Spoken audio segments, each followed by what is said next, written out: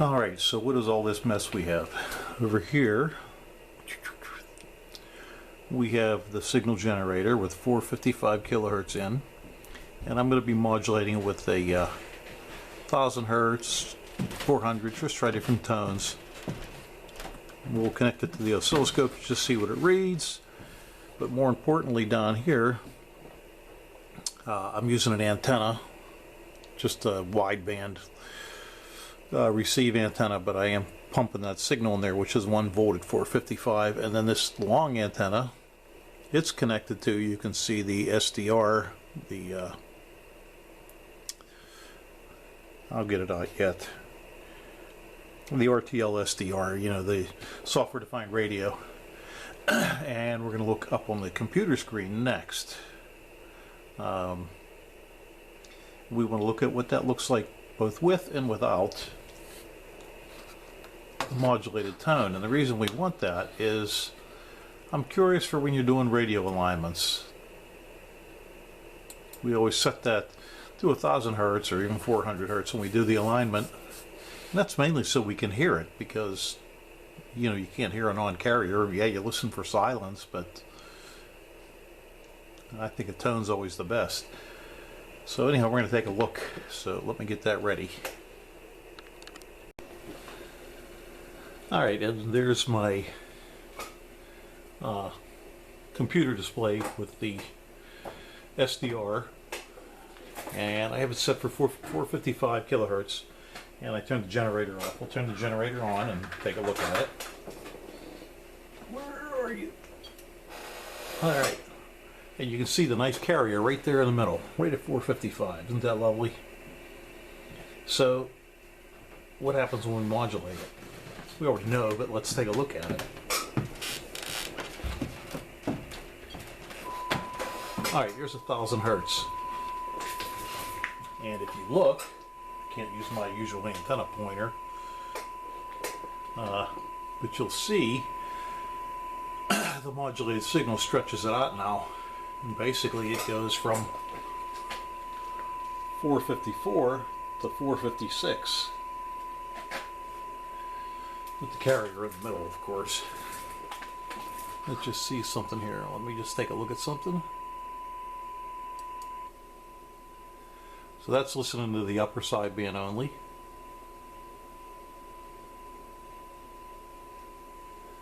Or the upper half of the modulated tone. You can barely hear it in there. And let's see where, oh, here's lower. There's the lower half.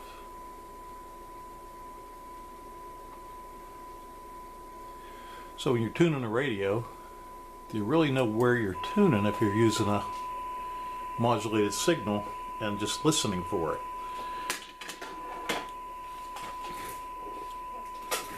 I guess it would depend on how wide the IF is.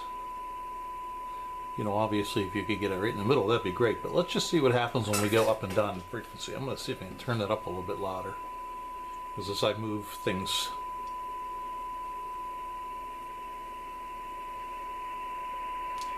alright, I'm going to change the frequency.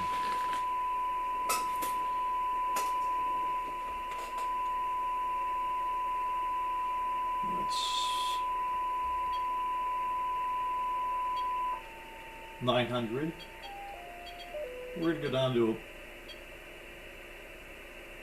I don't know if it's just my old deaf ears, but I can't hear a lot there. There's our 400.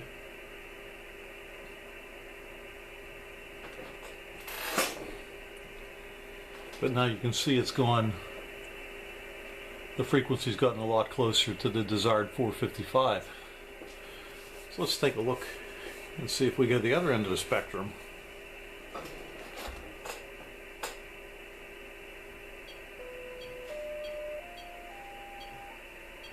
It's back at 1000. 2, 3. I can't hear that. Sorry. Sorry, if we use a 3000 hertz tone, which I can just barely hear depending on how I turn my head, look how wide you're going. Let's go back to the 1000.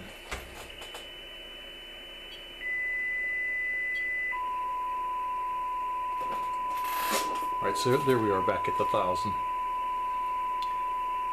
So the question is how wide is the bandpass area in the IF? And if I'm using 1000 hertz, do I know I'm right here and not right here? Or right here? So I guess if you're going to use audio so that you can find your signal, and I want to get we'll get a radio and we'll try that in the IF section. We're going to try it with just the carrier, and then we're going to try it with different audio frequencies and see. But I would imagine that that could quite possibly put a damper on your alignment. Let's go back to AM, and there it is.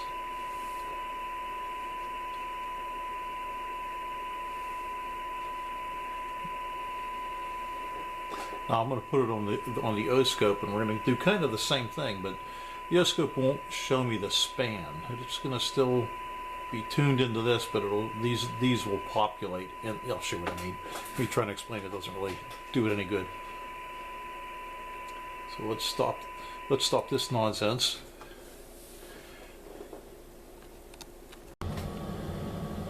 All right, we'll probably be getting inundated with fan noise here, but what I'll do is I'll take these off here. These are the leads coming from the scope, or from the signal generator. And let's turn the output off. We'll turn the mod off in the output. Excuse me, we'll connect it to here.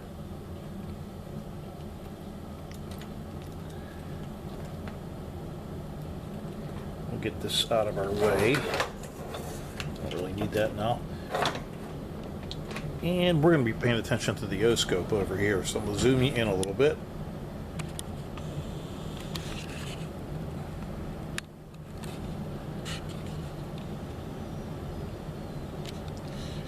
Actually, I'll show you the out view, and here you can see what happens when I just turn it on without the modulated signal. Here's off, you can see there's nothing.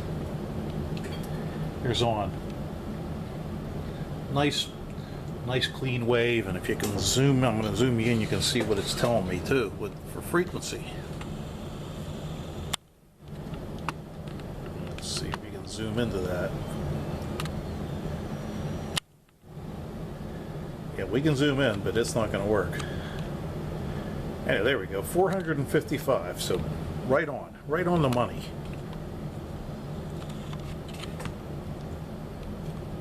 Now watch when now I'm going to turn the AM signal on. That's over here. That's going to tell us we're using 100% depth, but the AM frequency is 1,000, or I mean 1 kilohertz, 1,000 hertz. Okay, so you can see what's happened here. The scope doesn't really know what it wants to catch up onto. It's looking at everything. So we'll zoom in again, and now we're going to look at the frequency again, just to see what it's thinking we're looking at.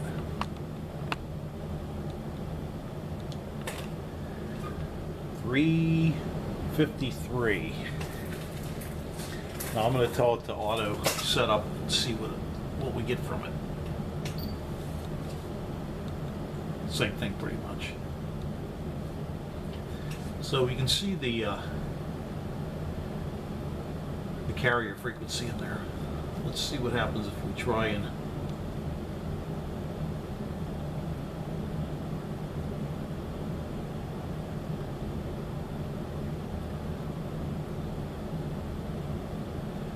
my scope not turning. I didn't want that. Interesting to see what we're looking at here, though. There we go.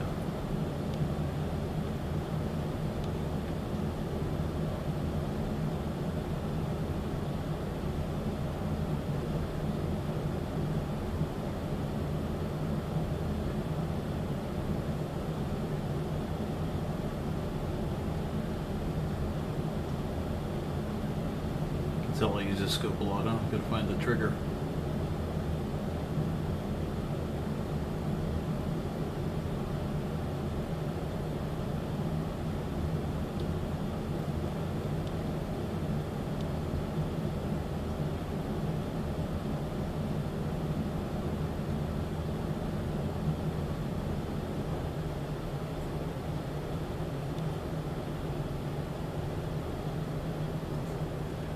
Here we go.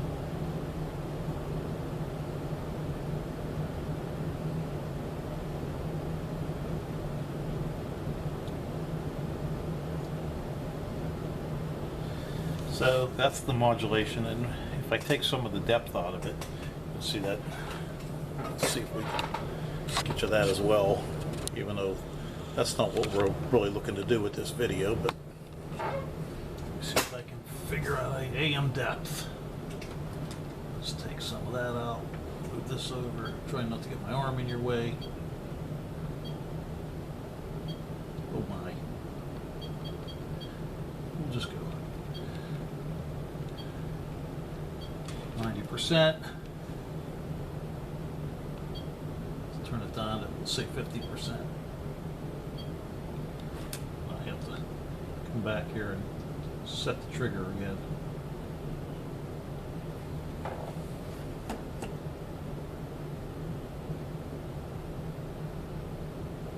So anyhow, you can see what's happening to the envelope. It's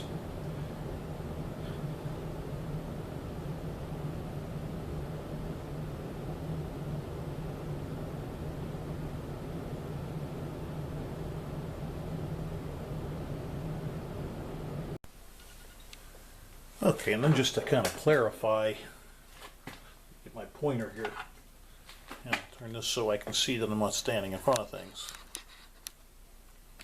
So just to kind of clarify what I was saying is, here's where the antenna signal comes in, goes through here. This will be the local oscillator, probably for the setting the frequency for the local oscillator. Here's the intermediate frequency oscillator where we're going to look for that 455 kilohertz. And what I did was basically pretended like I just had this sitting on a bench, and I wired the signal input to here, and then watched on the oscilloscope from here and here, and then we tuned these and watched, and we applied 455 and we watched the output, and then we modulated 455 to see if it would make any difference, and we watched the output, and it really didn't appear that it was going to make any difference because we don't need any of the amplifiers or anything. I'm just tapping right into both sides of the IF transformer, I hope, and I have 200 millivolt 455 kilohertz unmodulated signal put in, and that's what you're looking at there. And we'll zoom in a minute. Now it'll show me the frequencies bouncing all over the place, and it's probably, I don't know if it really has anything to do with the fact that that little bit of it is coming out past the filter or not, but I'm going to try and adjust the IF a little bit with the unmodulated signal, just see if that increases. So I don't know if you'll be able to catch me and the this is the can right here. Trying to get it into the same picture if I can, while leaving. Here's the can right here I want to adjust. Now they're just trimmer caps, I believe, in this one. It's been a long time, but I just want to see what happens. And this really shouldn't have anything to do with influencing the inductor, because there's just trimmer caps way on the top. So let's see what happens. We'll just watch for the signal to change. Oh, it's getting smaller. Oh, there. My goodness. I'm going to decrease this even more. There's 100 millivolts, 90, go to, I don't know, 40 millivolts.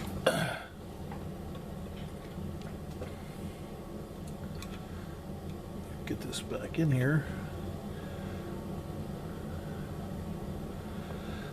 Okay, there's the signal peak right there. There we go. So it's run 455. Let's see what happens now when we modulate the signal. Oh, not turn it off. Turn on modulation. So now we're back to where we wanted to be. All right.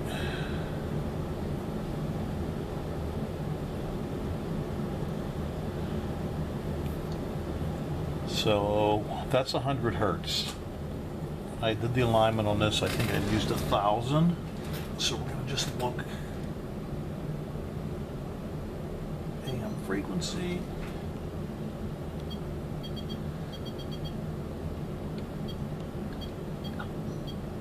Why don't we just do this?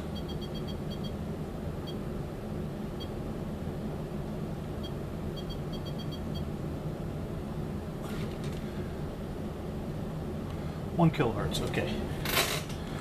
So let's just see if we show any gain difference with the modulation on.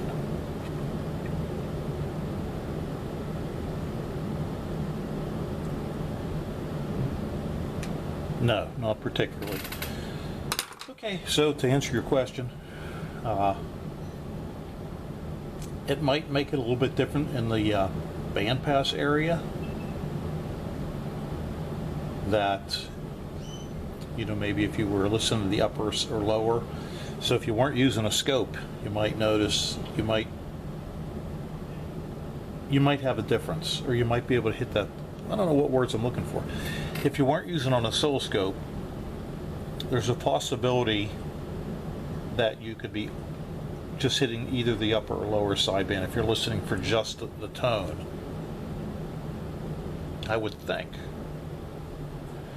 But when I'm using a scope here, you can see I had it right on. Let me see if I can skirt around and find another signal that looks just as good, because you saw how far off we were. So let's see. Here's getting bad. Okay, that is not going to work. Okay, here it comes to there. Here's where we were.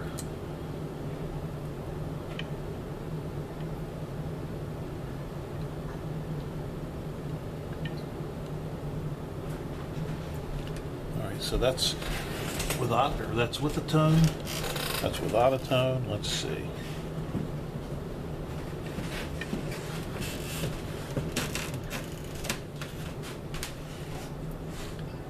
No, seems to work. I'm not sure why it was so far off. All right, so that answers our question on will a tone affect it and the answer is that is maybe. You're seeing we're doing it here, and it doesn't appear that that's going to have any effect on it. At least I couldn't reproduce an effect. All right, so there's where I have it hooked up. Scope lead is here to there, and the input's there to there. One last thing I do want to check. I just want to see what the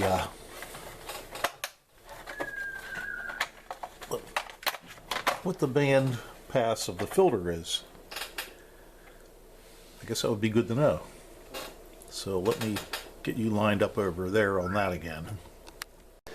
Alright, so what I'll do is I'll increase the frequency. We're at, let's see, 1, 2, 3, 4. We have 4 of the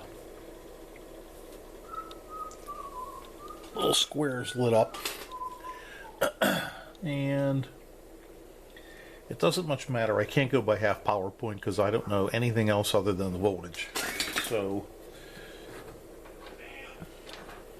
this is just going to be a informational kind of thing. So let's see what happens, what we have to do to get it down to 3. And we're starting at 455.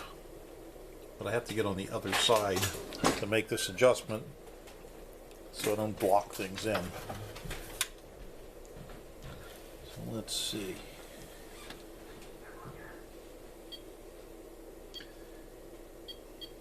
Oh, relatively fast.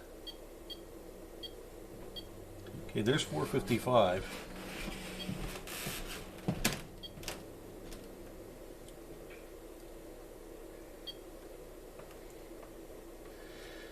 By 458, by 458 kilohertz, we're already down to 3 blocks. And again, it doesn't matter what the voltage is because This is just a number for comparison. So let's go up. There's 455 again.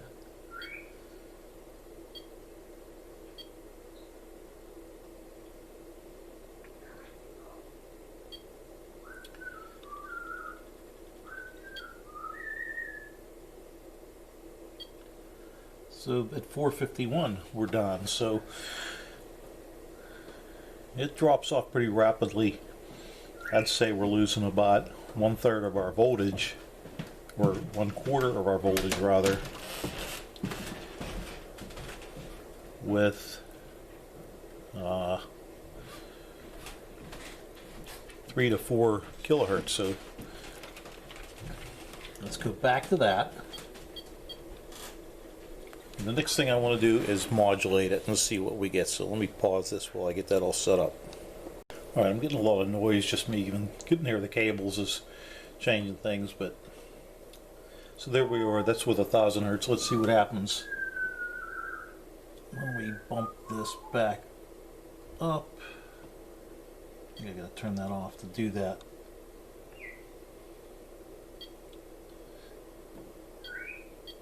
And then turn the mod back on. So it looks like it drops about the same amount.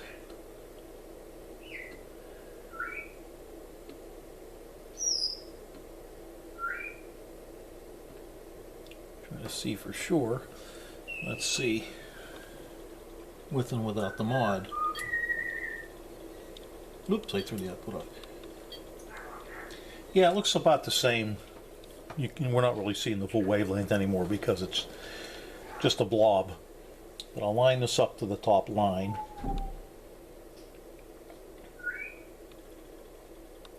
That's the top line, and now when we put the mod on, yeah, about the same thing. Okay.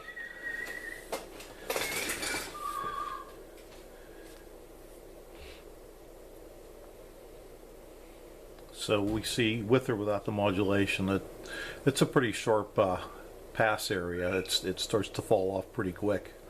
Let's see what happens if we go up like just 10 kilohertz. How small it gets. Turn that back off. We can just watch that. So we'll go to 465.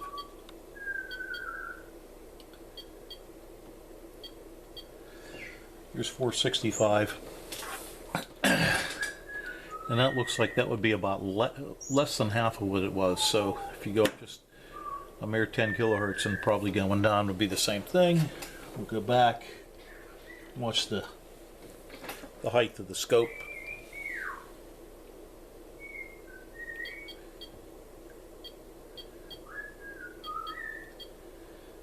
There's 455,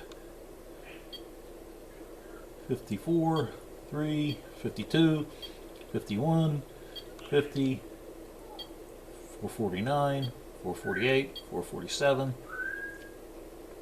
446, and 445. So that being said, if we leave it at 445, can we tune the IF for a maximum of that? So let's just see. I'm going to tune the IF can and see if we can bring that back up.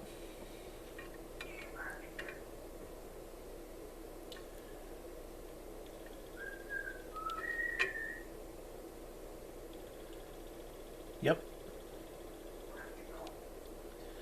Alright, so we'll park that on the very top. And on that top line, let's take this back to 455. And let me tune this back up again.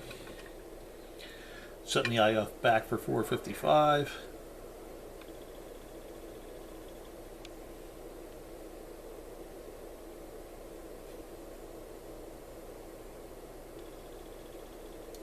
Alright, and there it is. Okay, just some little things that I wanted to try, and maybe you've thought about them as well.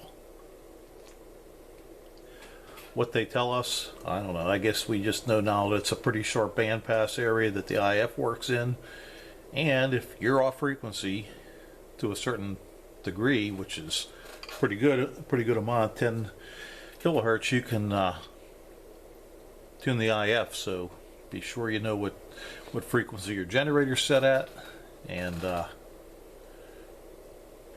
that's where it's important.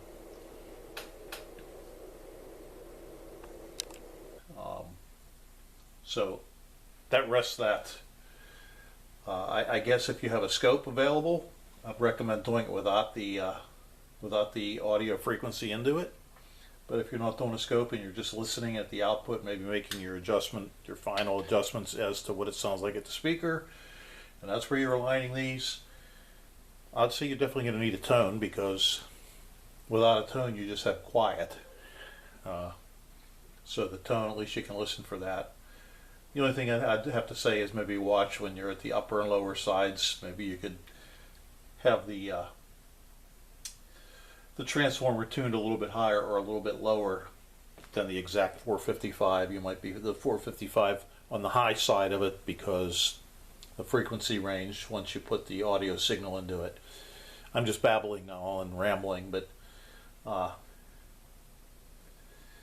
anyhow, so we saw it and it didn't really make any difference when we watched it on a scope. So that answers that question. Hope that helped. Thanks for watching, and maybe at some point we'll work on aligning this thing so it doesn't sound quite so terrible.